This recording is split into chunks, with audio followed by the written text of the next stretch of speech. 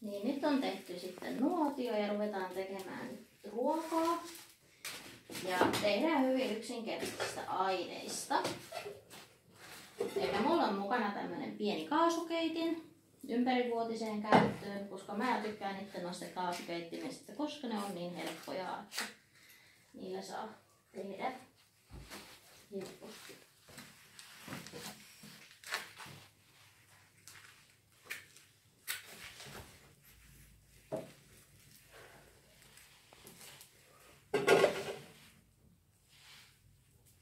Noin. Ja mä laitan ensin tänne ihan vettä. Olen tuonut siis oman vesipullon tänne mukaan. Jätetään katsoa, kuinka paljon sitä laitetaan. Sitten mulla on ihan tämmöistä Norrin Meksikon keittoa. Eli täällä on mausteet ja kasvikset ja vähän nuudelia mukana. Joka on erittäin hyvää mun mielestä. Joo. Eli pastahan ei ole parasta retkiruokaa, mutta tällainen lasten kanssa päiväretkellä on ihan hyvä ajatella asiaa niin päin, että on semmoista. Unohdettu asia. Mä oon aina lapsi täällä. Niin, sinä olet lapsi, joo. Niin pitää olla semmoinen ruoka, mistä sitten lapset tykkää, niin silloin se nyt ei ole niin väliä, vaikka se olisikin sitä pastaa. Noin, sekoitetaan. Alun perin näyttää kyllä aika helpolta, sitten loppuun ehkä tulee olemaan vähän vaikeampi. Joo. No ja koska nämä nuudelit on aika surkeen pieniä täällä, niin mä kannan aina eriksensä sitten ja makaronia täällä mukana. Joka on vielä parempaa kuin se.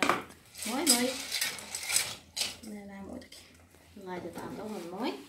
Mä menen kauemmaksi tuosta, niin kuin se on. Mä voin istua tähän. Mulla on täällä, mä oon ottanut jauhelihaa. Kuulostaa kivalta. Ja tällä enää niinku muovi.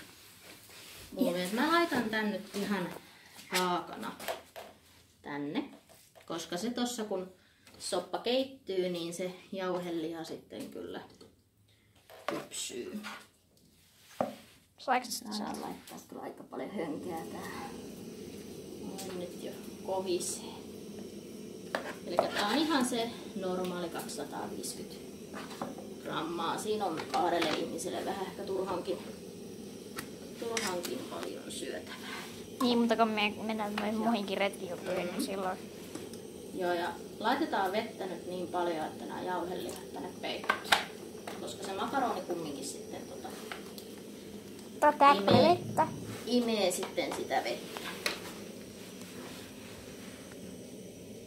Et meillä on sitten ihan muuta juomista sitten. Että tämä vesipullo on sitten ruoan käyttöön. Noin.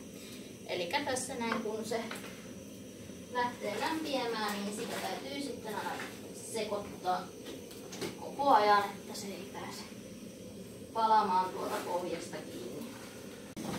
Nyt tässä vaiheessa meillä nyt jo kiehuu tämä keitto.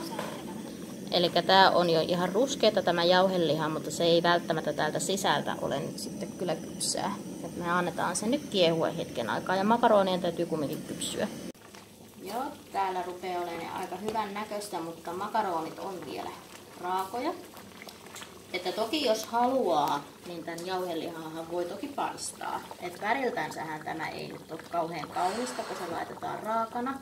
Mutta se ei sitä makua sitten kyllä pahenna, vaikka se raakana siellä onkin. Onko tää on tämmönen helppo tehdä tällä.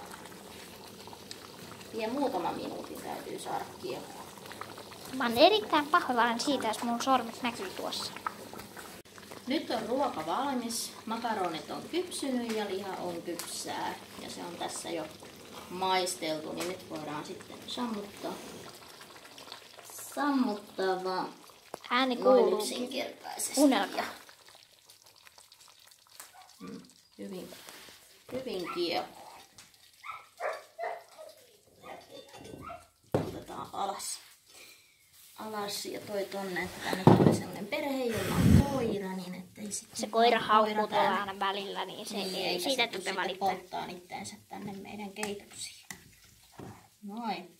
Aika lailla tämmöistä paksua, että tästä kyllä nälkä lähtee, kun me kahdestaan täällä syödään, jos jaksetaan.